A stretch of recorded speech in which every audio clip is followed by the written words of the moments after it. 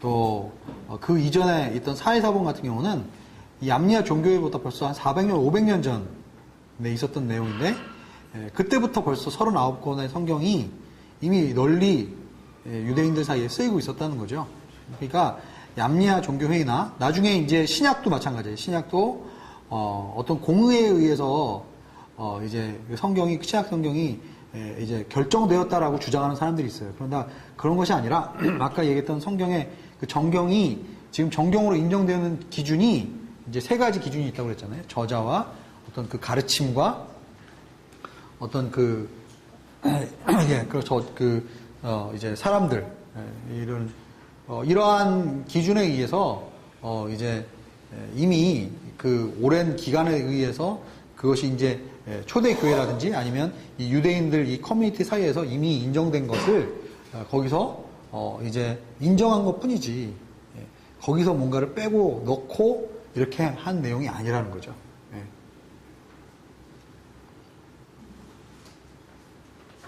그러니까 뭐 계속 디베이시 논쟁이 있어갖고 그래서 얌리아 종교회에서 그래 랍비 모모 랍비가 자 이제 창세기는 이제 구약 정경으로 둡시다 그래갖고 만장일치 투표 해갖고 거기서 그렇게 결정된 게 아니라는 겁니다.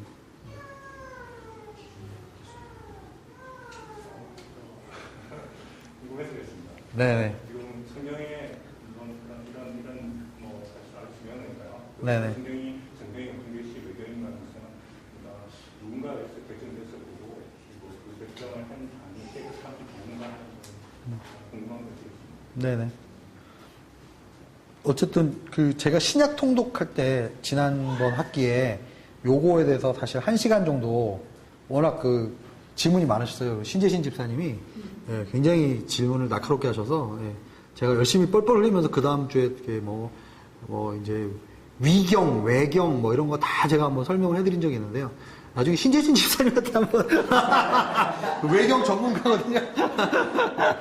도마복음도 많이 읽으시고 굉장히 근데 신재진 집사님 말이 그러더라고요. 도마복음 읽어보니까 엉터리예요, 엉터리. 그래서 내용이 참 뭐 그렇더라고 막 이렇게 얘기하시더라고요. 그래서 그러니까 외적인 아까 말한 것처럼 외적인 기준에서 어떤 식으로 형성이 되어 왔는가도 우리가 보지만 또 인터널 에비던스도 보거든요. 그러니까 이게 이 성경의 이 전체적인 어떤 이 가르침과 이것이 내부적으로 충돌이 있는 그러한 것들은 받아들이기 어렵다.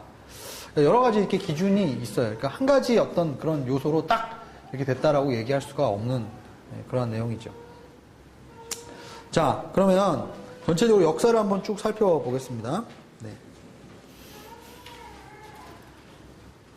구약의 연대를 측정하는 데 있어서 굉장히 중요한 거는 아시리아 제국의 역사가 굉장히 중요합니다. 왜냐하면 아시리아 제국은 마치 조선왕조 실록처럼 각 왕조별로 있었던 주요 사건들이나 이런 것들을 기록을 해놨습니다. 그래서 계기 일식과 월식 사건도 왕조별 사건에 기록이 돼 있어요. 그래서 이 일식과 월식은 이 천문학자들이 계산해 보면 나오잖아요, 그죠? 그래서 이게 몇 년도라는 거를 우리가 알 수가 있습니다. 그래서 아시리아 제국이 이제 고대, 중동, 특별히 성경 역사 연대표를 결정하는 데서 굉장히 중요한 요소가 되고요.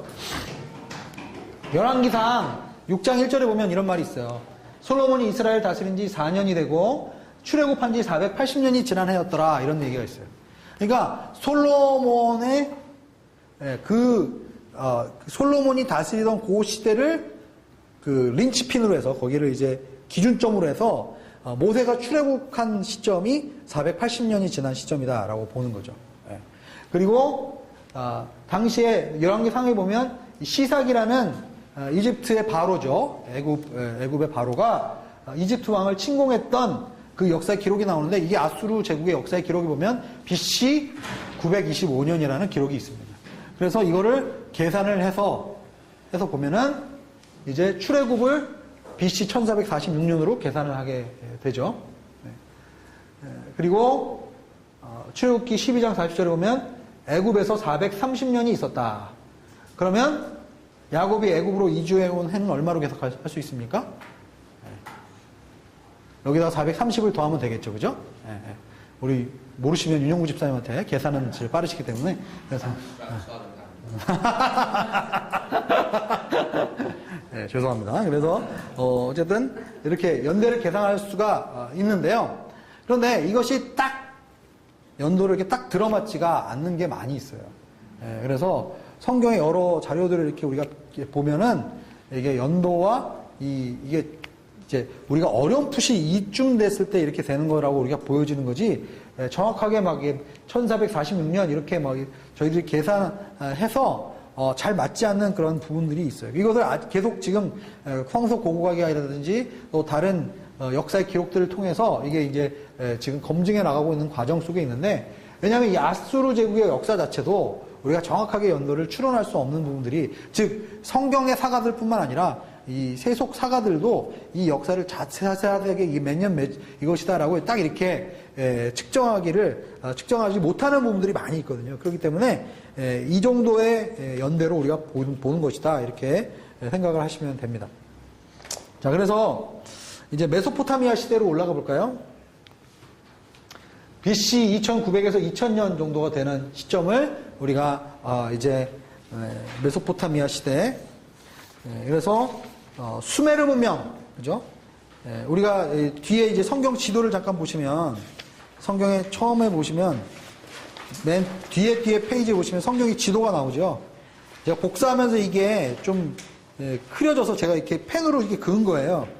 이게 뭐냐면 지금 중동 지역의 지형을 보여주고 있는데, 보시면 이 터키 지역과, 그죠? 그 다음에 이제 이 오른쪽으로 내려오는 이 산맥들을 보면은 아라랏산 뭐 이런 보이시죠? 그래서 이 굉장히 산이 가파르죠, 그죠? 그런데 이 메소포타미아 평원, 그죠? 메소포타미아 평원은 뭐가 흐르고 있어요? 강이? 유프라테스 강과 티그리스 강이 흐르고 있습니다. 그래서 우리가 보통 이것을 어디라고 부르죠? 비옥한 초승달 지역이라고 얘기를 하죠. 그리고 그 유프라테스 강과 티그리스 강 밑에 뭐가 있습니까?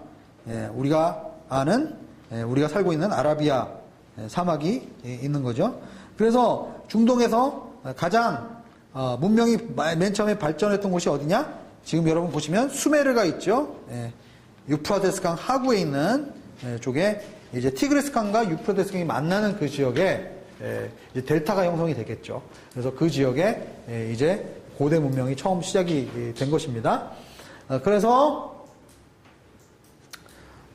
수메르 초기 왕조 시대에는 문자라든지 수학이라든지 건축, 교육, 법 이런 것들이 이제 발전하게 됩니다. 수메르 문명의 뒤를 이어서 아카디아 문명이 이제 나타나게 되는데요. BC 2340년에 아카디아 문명이 이제 세워지는데, 이 아카디아 문명의 가장 이제 발견점은 뭐냐면, 이 수메르의 문명들은 자그마한 도시 국가들이 형성이 돼 있다가 이제 아카디아 문명이 최초로 이제 제국을 형성해서 영토를 확장하는 그러한 문명이 됩니다. 그리고 나서 BC 2100년에 보면 이제 우루 문명이 또 여러, 갈대아 우루에 있는 우루 문명이 여러 문명이 발전하게 되는데, 그 중에서 유명한 슬기라는 왕이 있어요. 그죠? 그 왕이, 우루에 나무왕이 있고, 그 다음에 그 아들 슬기라는 왕이 있는데, 스포츠나 음악이나 문학, 이런 것에 굉장히 능통했다고 합니다. 그래서 결국은 이 BC 2900에서 2000년에 이 메소포타미아 문명이 이제 계속 발전했다는 거죠. 그런데 이제 외부 족속들의 침입을 봐요. 아모리 족속들의 침입으로 이제 1세기 만에 멸망을 하게 되고, 그 다음에 BC 2000년에서 1800년에 이제 도시국가들이 또 경쟁하던 시기가 이제 다시 찾아옵니다. 계속 경쟁했다가 누가 통일하고, 경쟁했다가 통일하고, 뭐 우리 중국의 역사를 봐도, 고대 중국의 역사를 봐도, 그죠? 계속 분열했다가 또 통합하고, 분열했다 통합하고, 이런 역사의 반복인 것처럼 이 메소포타미아 문명도 그렇고 이집트 문명도 그렇고 그런 역사의 반복이 이루어져요. 근데 중요한 거는 그 중간중간에 이스라엘 백성이 평화의 시기가 옵니다. 이스라엘 백성이 융성하고 평화의 시기가 오는데, 그때가 보통 국제정세가 어떤 시기였을까요? 특정한 제국이 힘이 없을 때, 그죠? 솔로몬과 나중에 다윗이 가장 이스라엘의 전성기를 구가했을 때도 그때 당시에 중동에 강자가 없는 힘의 균형을 이루고 있는. 그러면 이스라엘이나 유대가 굉장히 힘들고 외세의 침략을 받았을 때는 어떤 때일까요? 누군가가 그 세력을 통일하고 제국을 형성했을 때 이제 이스라엘이 괴로운 시기가 찾아오는 거죠. 예. 자, 그래서 바벨론 시대는 이제 첫 번째 바벨론 시대가 나옵니다. 나중에 이제 바벨론 제국 시대가 오죠. 예. 누구에 의해서? 느부갓네살 왕에 의해서 이제 신바벨론 제국이라고 얘기하고 여기는 구바벨론 제국이라고 얘기를 하는 거예요. 그래서 BC 2000년에서 1600년 사이에 이제 바벨론 왕족들이 바벨론 시대가 열리게 되는데 그때 당시에 가장 중심 되는 사람이 함무라비였어요. 함무라비. 함무라비가 지금도 282개의 법전이 보존되어 있고 결국은 BC 16세기에 히타이트 문명에 의해서 멸망이 됩니다. 네. 그래서 이때 BC 2000년에서 1500년 사이가 이제 청동기 시대입니다. 청동기 시대. 중기 청동기 시대인데 이제 가나안에서는 어떤 일이 있었는가? 역시 조그마한 도시 국가들끼리 부족 국가들끼리 서로 경쟁과 갈등이 있었던 시대였어요. 이때를 우리가 아브라함이 가나안으로 이제 이동하는 시기로 우리가 보고 있습니다. 그래서 시리아에 있는 이러한 소수 부족들의 내용들이 이 아수르 제국의 역사라든지 이런 데 기록이 되어 있는데 역사, 전체적인 중동 역사에서 당시의 팔레스타인은 사실은 역사적으로 잘 기록이 되어 있지 않습니다. 그만큼 역사의 중심의 무대는 아직 어디였다? 메소포타미아 지역이 문명의 중심이었다라는 걸 알 수가 있습니다. 자, 그 다음에 이집트 문명을 한번 살펴볼까요? 이집트 문명도 역시 마찬가지로 초대 메소포타미아 왕조와 비슷한 시기에 이집트 문명이 형성이 됐죠. 그래서 이제 피라미드의 시대에 또 아카디아 왕조와 이집트 6왕조가 비슷한 시대입니다. 그래서 BC 2500에서 2000년 시기에 혼란의 시기가 있었어요. 역시 조그마한 국가들끼리 서로 막 싸우는 그런 시대가 있었습니다. 그러다가 BC 2000년이 됐을 때 이집트는 숫자로 하죠. 왕조를 16왕조, 18왕조, 12왕조 이런 식으로 되죠. 그래서 12왕조가 이제 초초로 통일을 하게 됩니다. 요셉과 그 형제들이 이동했던 시기가 12왕조 혹은 13왕조 쪽에서 있었을 것이다 라는 거예요. 그래서 많은 학자들이 힉소스라는 민족이 잠시 이집트를 좌지우지할 때 이스라엘이 거기서 번성했다라는 거예요. 그래서 처음에 바로 중에서 이 요셉을 받아주었던 그 바로가 누구냐? 원래 이집트 민족 출신이 아니라 힉소스라는 민족의 후예였을 것이다. 이게 소수부족이었기 때문에 이 이스라엘에 대해서 관용을 하다가 나중에 480년이 지나고 18왕조가 됐을 때 다시 이집트인들이 그 역사에 등장합니다. 그러니까 다른 소수민족에서 이집트도 지배를 당하다가 이제 이집트가 다시 등장하면서 이 힉소스 민족을 몰아내고 이제 다시 아하모스라는 바로가 등장하는데 그때 그 출애굽기 1장 10절에 보면은 이 애국 민족이 왜 이스라엘을 그렇게 누르고 계속 노예를 시키고 이렇게 했는가? 사실은 노동력 착취도 있고 물론 그런 것도 있지만 출애굽기 1장 10절에 보면 이 민족이 벌써 이미 세력이 강대해져서 다른 민족과 연합해서 이 애굽을 칠까봐 두려워했던 거죠. 그래서 철저하게 이 유대인들을 누르는 그런 정책을 하게 됩니다. 근데 그때 18왕조, 19왕조는 사실 이집트 역사에 있어서 이 이집트 문명에 있어서 굉장히 전성기 시대였습니다. 그래서 우리가 18왕조와 19왕조의 이 바로들이 결국은 북으로 시리아, 남으로는 나일강 상류, 누비아까지 이제 나갔을 것이다 라고 우리가 예측을 하고 있어요. 그래서 18왕조, 19왕조 때 이때가 이제 출애굽했을 것이다 이렇게 보는 학자들도 있고 나중에 람세스 2세 때 19왕조 시절에 이제 탈출했을 것이다 이렇게 보는 학자들도 있습니다. 지금 이 두 가지 견해가 팽팽하게 맞서고 있습니다. 자, 뭐 설명하자면 기니까 일단 이 정도 우리가 하고요.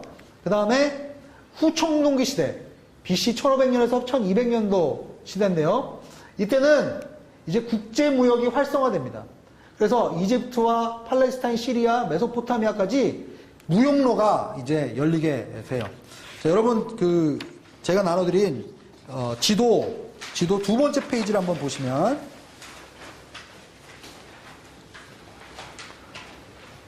자, 고대 근동의 국제교통망이 나와 있어요. 그죠?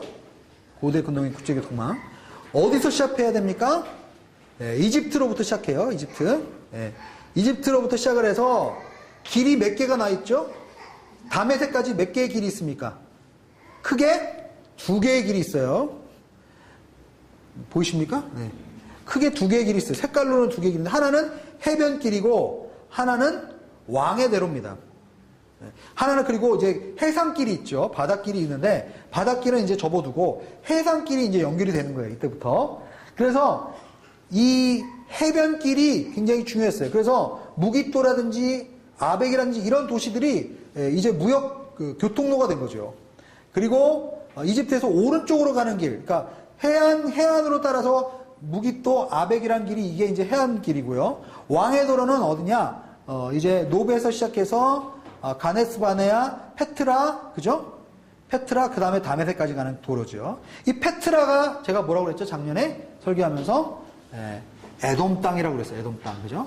에돔 땅. 그러니까 에돔 땅이 뭐가 지나간다? 왕의 대로가 지나가는 곳이었다. 굉장히 전략적으로 중요한 위치에 있었던 거죠.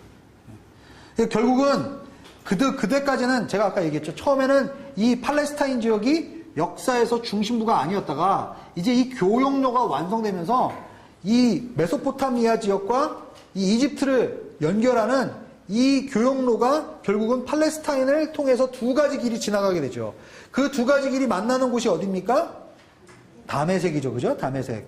이 다메섹이 이제 우리가 열왕기에 보면은 다메섹이 무슨 민족이죠? 아람 민족이에요. 아람 군대. 그죠? 김아람이 아니라 아람. 아람왕. 그래서 아람왕이 나중에 다윗이랑 솔로몬한테 뭘 갖다 주죠? 뭐 갖다 줘요. 나중에 한번 보세요. 그래서 나무. 그래서 이제 굉장히 나중에 보면 열왕기에 보면 아수르와 아람 사이에서 굉장히 전투가 심하게 일어나게 돼요.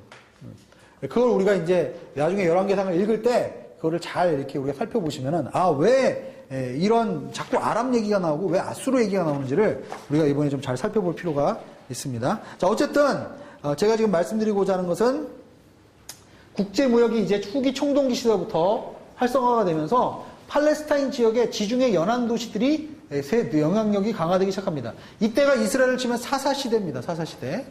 그래서 사사시대에 이스라엘이 굉장히 많은 다른 민족들에 의해서 고통을 당하게 되죠. 그죠? 왜 그러냐? 그때 이제 도시국가들이 점점 팔레스타인 지역에 형성되기 시작한 것이에요. 그래서 여기 보면 사사기 3장 8절에서 10절 보면 구산 리사다임이라는 곳이 바로 이러한 국가들의 이야기입니다.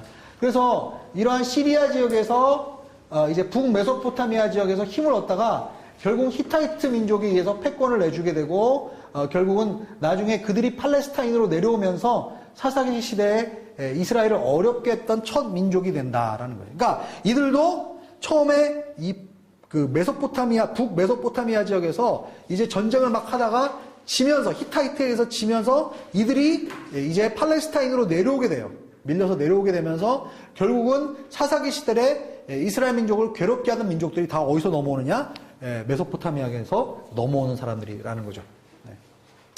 그래서 당시에 이집트와 히타이트 제국 사이에 굉장히 아주 팽팽한 싸움이 벌어지게 되는데 이 가나안 제국 이제 이 히타이트가 승리를 하면서 결국은 이제 가나안 제국이 잠시 평화를 얻게 되는 그런 시기가 찾아옵니다. 그러니까 역사적으로 계속 반복해요.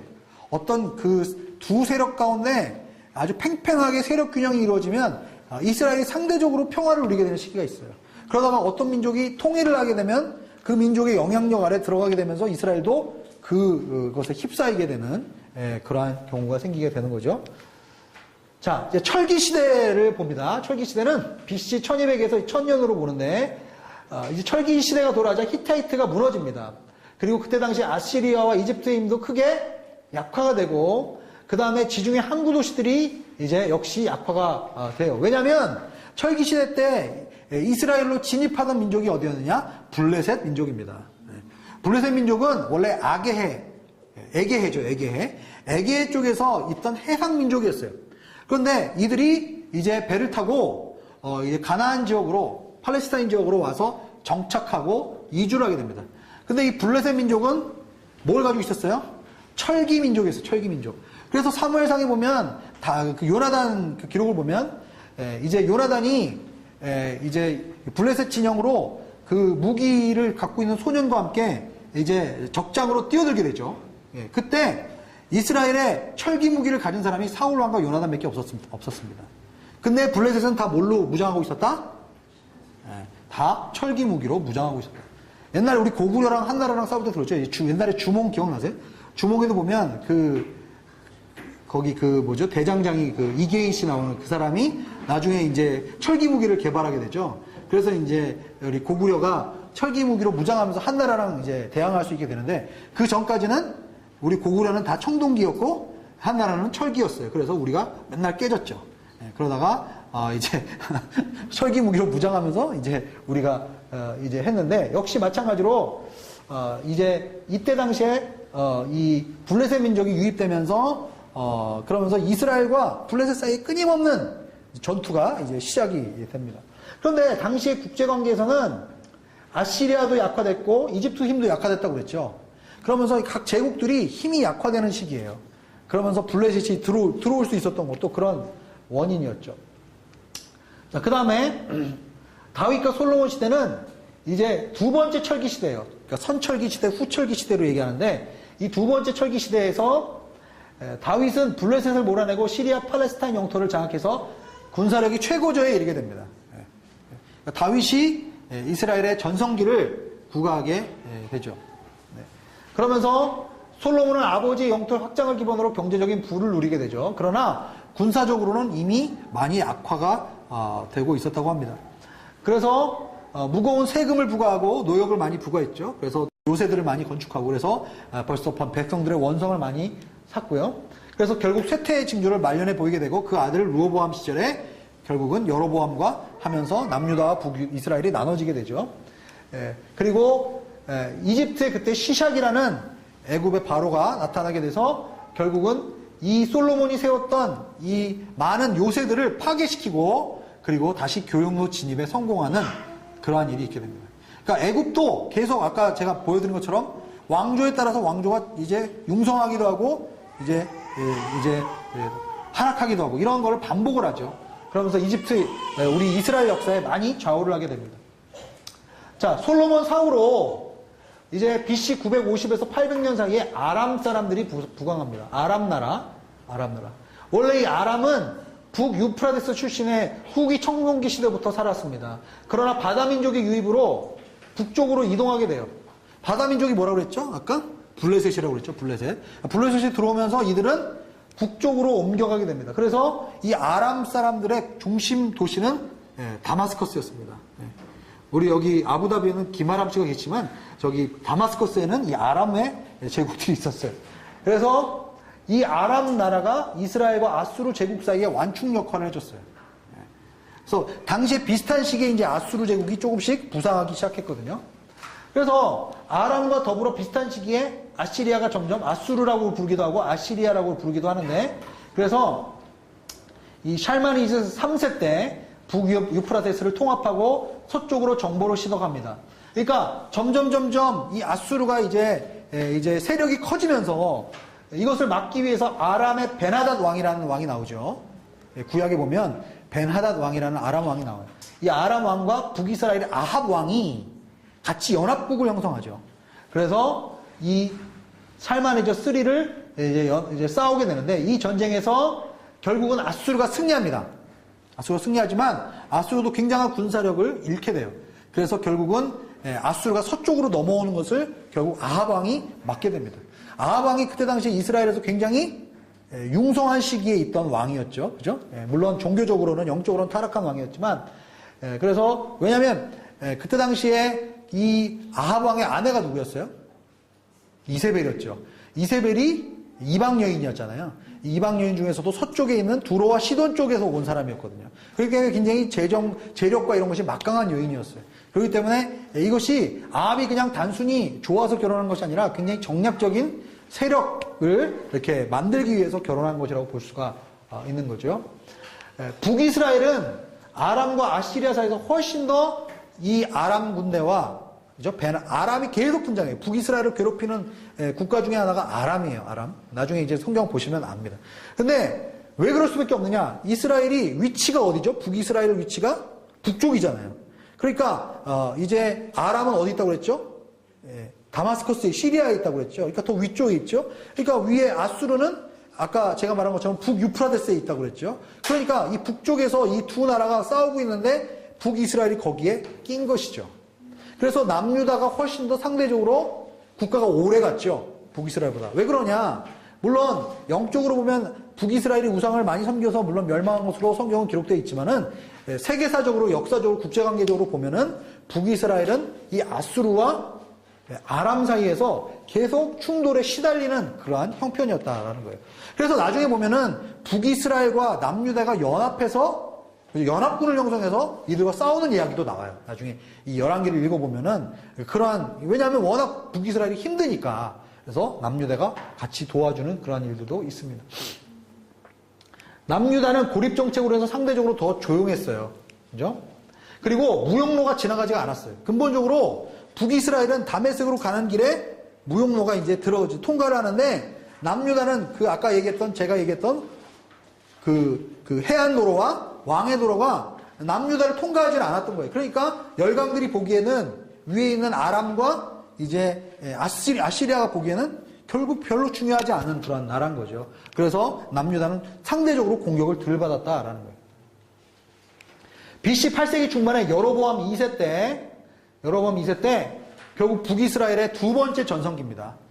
그러니까 다윗 왕조 이후로 가장 북이스라엘의 전성기라고 얘기하면 여로보암 1세는 처음에 르호보암과 이렇게 갈라졌던 여로보암 말고 북이스라엘 왕 중에 두 번째로 여로보암이 나옵니다. 근데 이때 아수르와 아람의 힘이 잠시 약해져요. 그래서 그때 당시에 북이스라엘이 전성기를 이루는 시기가 다시 한번 찾아옵니다.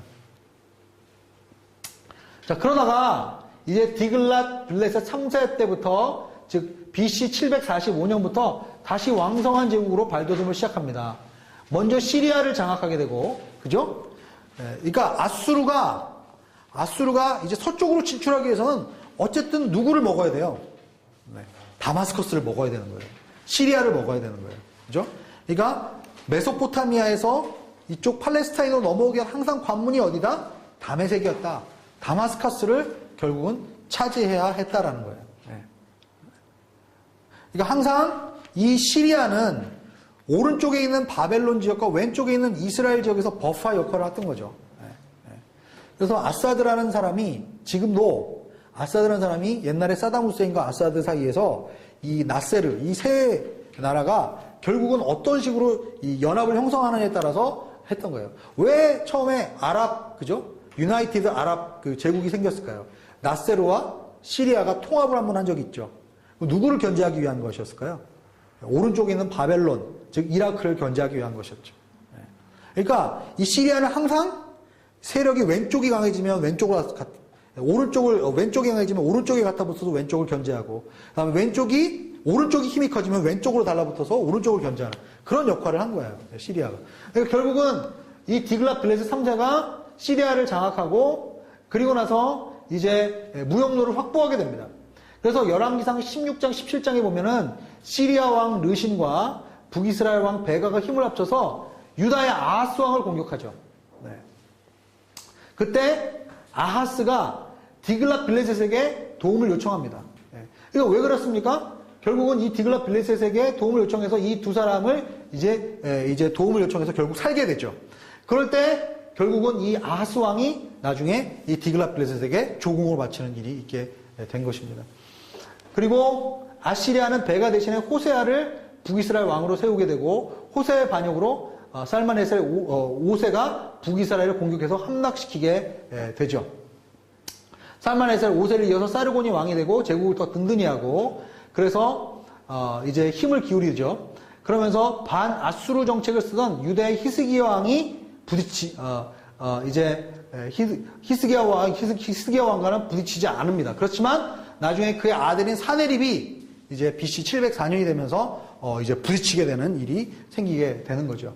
결국은 아수르에 의해서 결국은 이스라엘은 무너지게 되는 거고요. 결국은 그것을 히스기야는 버티게 되는 거죠.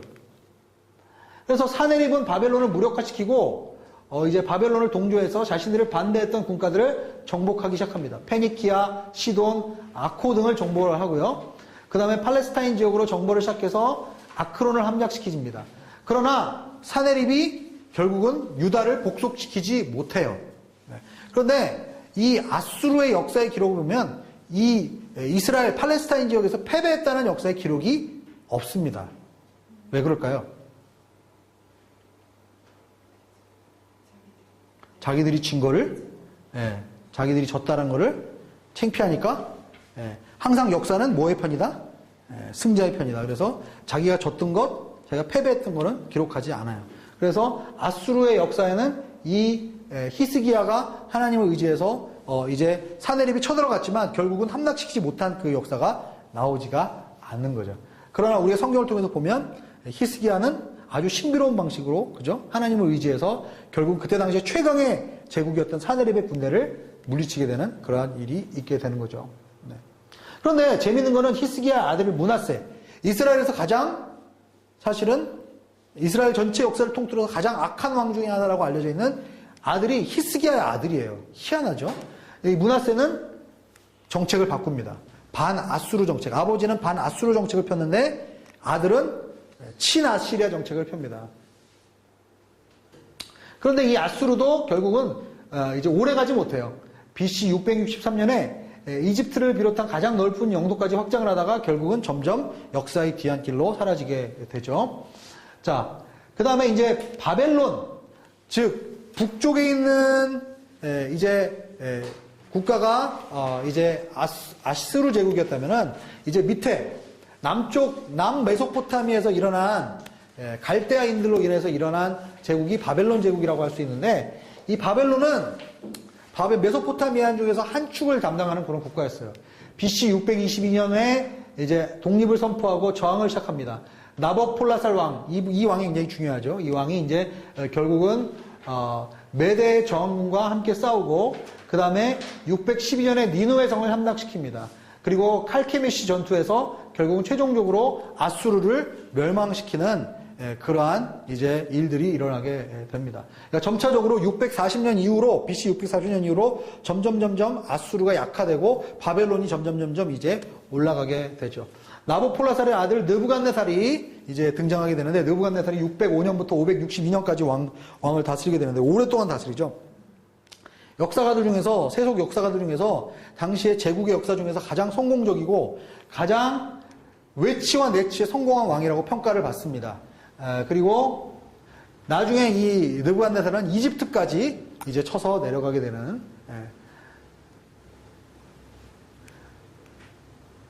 그래서 요시야 왕, 그죠? 우리가 나오는 성경에서 요시야 왕이 이제 마지막 개혁을 하는, 그죠? 우리 이스라엘의 마지막 남유다에서 가장 이제 어떻게 보면 하나님 앞에서 바로 서 있던 왕이 요시야 왕인데, 요시야 왕의 죽음을 11개에 우리가 보면은 되게 허탈하게 죽어요. 그죠?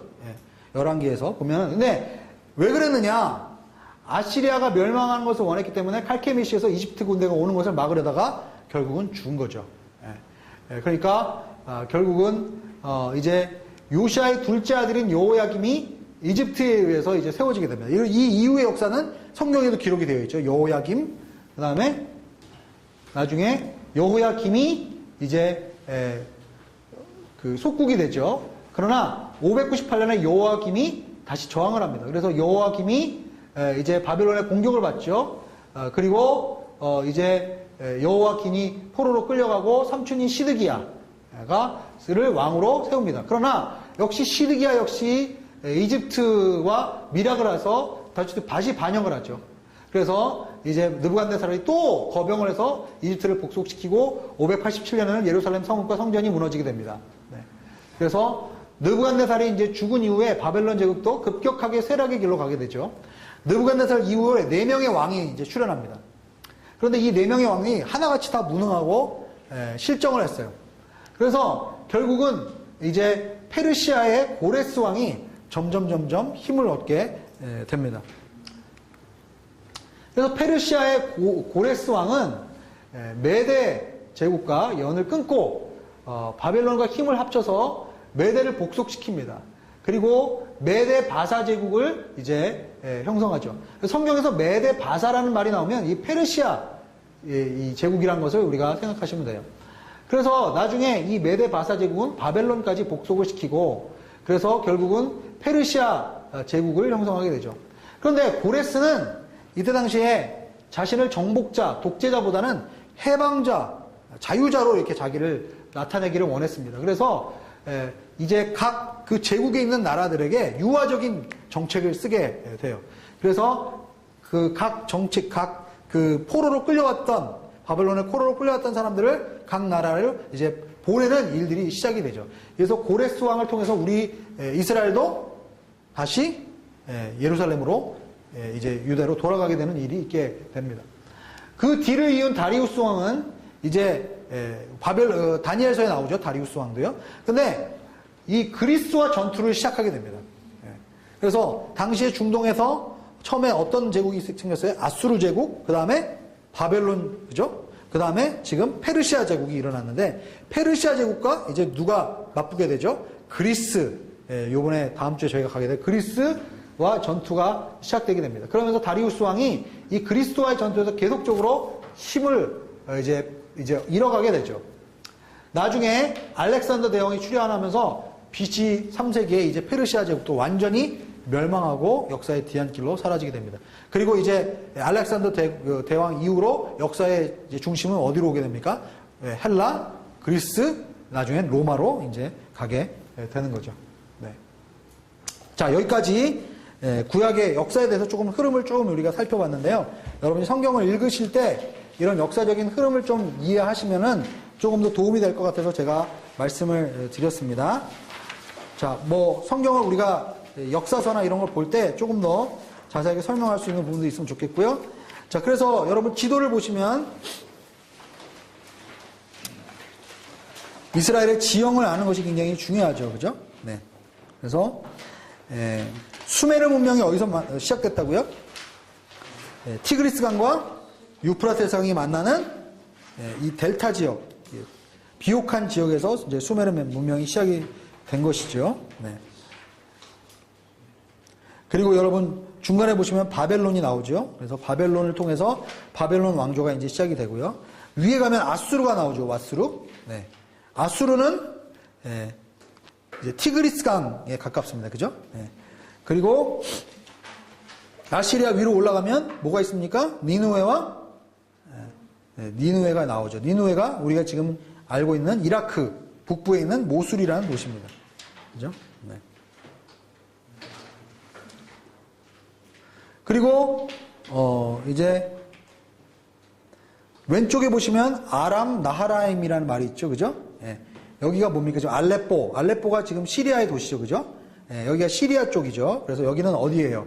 아까 얘기한 것처럼 여기는 아람이다. 아람. 그죠? 예. 다메섹, 밑에 다메섹이 나오죠? 예. 다메섹. 여기가 이제 아람 쪽이 왼쪽이고 그 밑으로 이제 팔레스타인 쪽으로 내려오게 되죠. 그래서 시돈, 무깃도 이런 도시들이 성경에서 이제 자주 등장하는데 여기가 왜 등장할까요? 다 항구 도시들이다. 교역로, 무역을 했던 도시들이다. 그래서 과거에 도시국가들이 이제 생기게 되었다는 거죠. 그래서 성경이라든지 세속 역사에 등장하는 이유가 바로 이러한 무역이라든지 교역로에 있었기 때문에 중요한 역할을 감당했다라는 것입니다. 그 다음 보실까요? 그 다음 페이지 지도를 보시면 제가 아까 말씀드렸죠? 지금 가운데 네모에 있는 이게 중요한데, 그죠?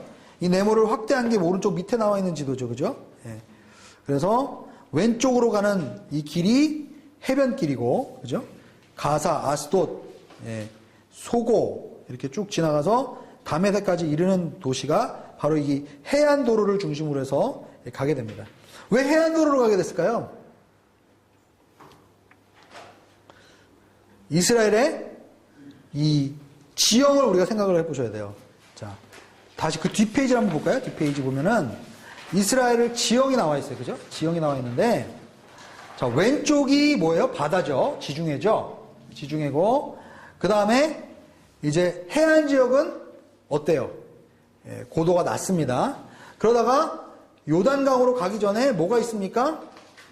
서쪽 고산지대가 나오죠. 서쪽 고산지대. 그러니까 이스라엘은 이제 산악지형이에요. 산악지형. 해안지역은 산악이 아니고 오른쪽으로 서쪽 고산지역으로 갔을 때 뭐죠? 산악지대가 되는 거죠. 그러다가 어떻게 됩니까? 요단강으로 가면서 완전히 해수면보다도 낮은, 그죠? 그런 골짜기 지역이 나오죠. 골짜기 지역. 그죠? 그게 이제 흘러서 어디까지 가는 겁니까? 사해로 가는 거죠. 그래서 사해로 가고. 자, 그 다음에 오른쪽 부분이 뭡니까? 동부 고원지대가 있죠. 동부 고원지대. 그래서 이 동부 고원지대가 우리가 얘기하는 모압, 그죠? 에돔, 암몬, 이런 지역들이 이제 오른쪽에 형성이 돼 있죠. 이 동부 고원지대는 제가 뭐라고 그랬습니까? 좀 날씨가 더 선선하고 비가 내리기 때문에 농작물을 이제 경작하기도 쉬웠고, 그래서 오른쪽이 좀 더 비옥한 토지의 지역이었다. 그래서 요단강 동편에 나중에 보면은 12지파가 다 요단강을 건너서 가나안 지역에 정착하지 않죠. 그죠? 요단강 동편에 정착하는 지파가 나옵니다. 그죠? 2지파 반이 요단강 동편에 이제 그 정착을 하게 되죠. 그런데 요단강 동편에 있는 민족들은 기존에 있었던 요단강 동편에 있던 지역에 있는 민족들과 어떻게 될까요? 다툼이 생기게 되겠죠. 그런 것도 우리가 이해하면 좋겠습니다. 자, 그래서 왜 그러면 길이 두 개로 날 수가 있는가?